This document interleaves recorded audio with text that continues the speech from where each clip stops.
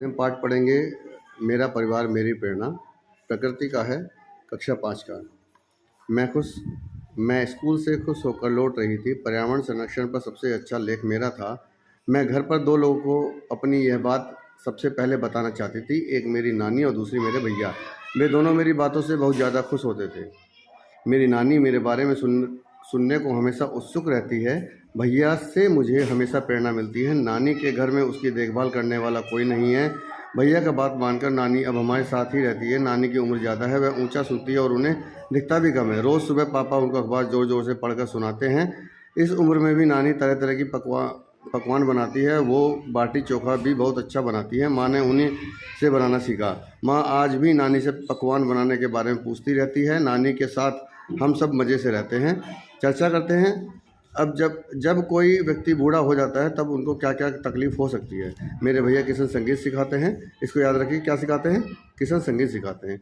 बच्चे उनकी बहुत इज्जत करते हैं। भैया को संगीत सुनने, दोस्तों के साथ घूमने और बातें करने का बहुत शौक़ है। भैया को दिखता नहीं है, फिर भी वह अपने काम में खुद करते हैं।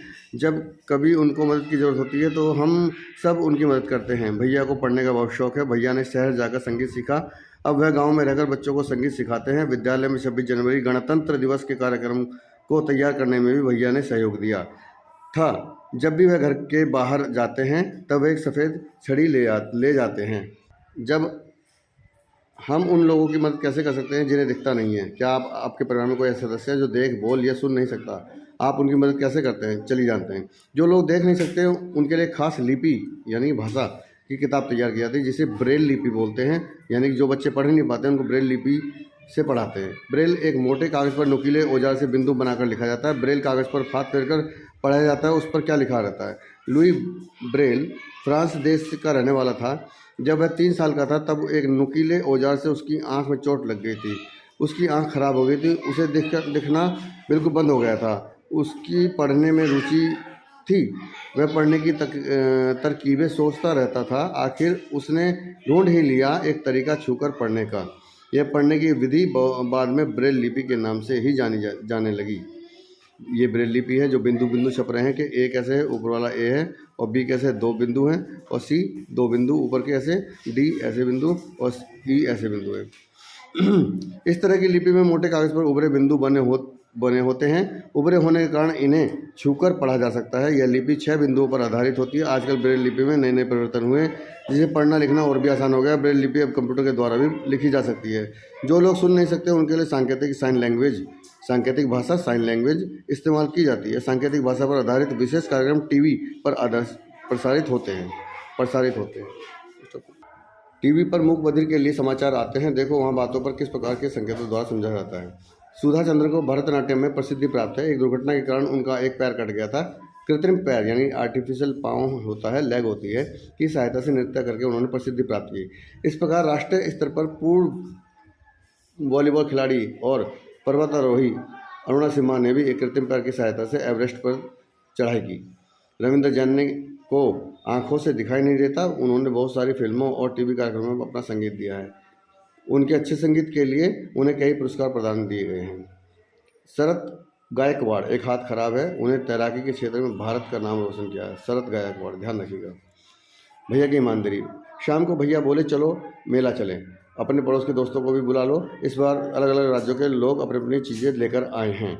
भैया ने मेला घुमाया। हमने बहुत कुछ खाया पिया। मुंबई की भेलपुरी भी खाई। भेलपुरी वाले ने गलती से 6 की जगह 5 ही लोगों के पैसे लिए। हमने सोचा चलो पैसे बच गए, पर भैया ने हिसाब लगाया तो भेलपुरी वाले को बाकी पैसे वापस कर दिए।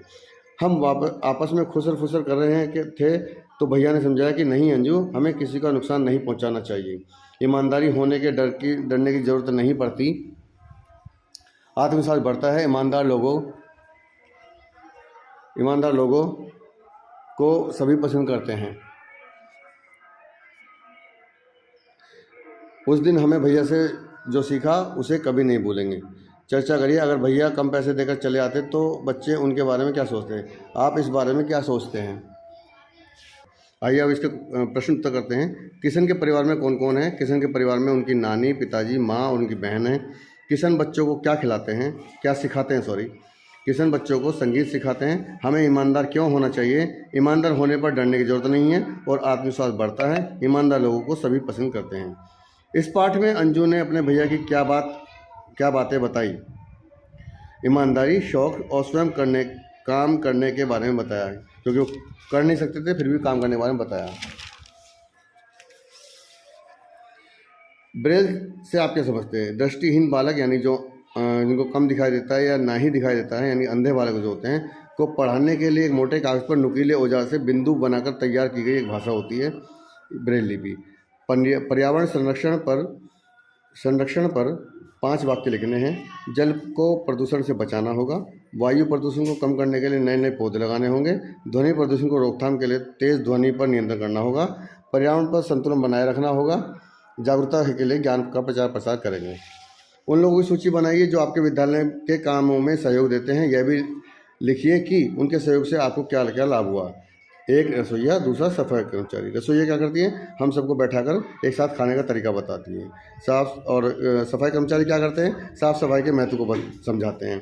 अगर कभी दुकानदार गलती से आपको ज़्यादा पैसे वापस कर दे तो आप क्या करेंगे? भाई ईमानदारी से हम भी उसका पैसा वापस कर देंगे। अब आपको एक प्रोजेक्ट बनाना है कि जैसे किशन ने कई लोगों की मदद की थी, वैसे ही आपने अपने बड़ों की या टीचर की किस किस की सहायता की, उसकी एक लिस्ट बना के तैयार कीजिए। लिस्ट बनाइए। एक तरफ शिक्षक, किस किस की शिक्षक की मदद की, और दूसरा अपने बड़ों की। 1 शिक्षक, 2 शिक्षक, 3 शिक्षक, इस तरह 1 बड़ा, 2 बड़ा, 3 बड़ा। तो किस किस की आपने सहायता की है वो कीजिए। और आपको अगर पाठ पढ़ना है या पाठ समझ में नहीं आता है तो मेरे चैनल को लाइक कीजिए, सब्सक्राइब कीजिए और शेयर कीजिए। इससे आपको बहुत मेहनत मिलेगी, मेहनत ज़्यादा करनी नहीं पड़ेगी और आप इसको पढ़ भी सकते हैं आराम से घर पे बैठ के।